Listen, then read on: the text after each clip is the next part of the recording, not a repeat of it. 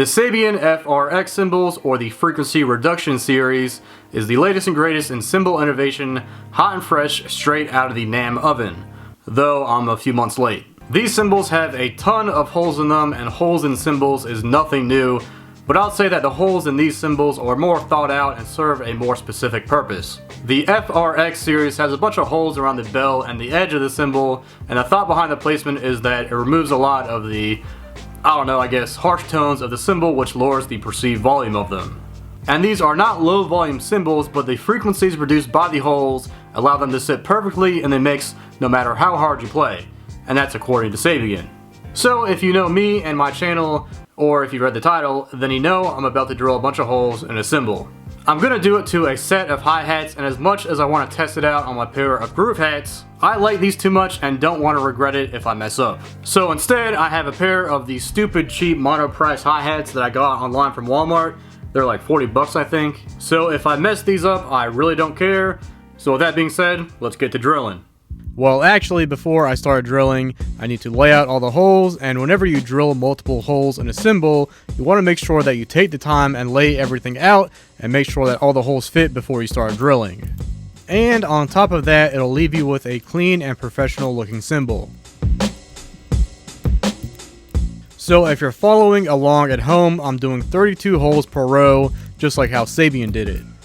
The only exception is that the FRX hi-hats have a single row of holes, but I'm going to do 3 rows, so hopefully there'll be more of an audible difference. So that means I will have to drill 96 holes. Oh joy.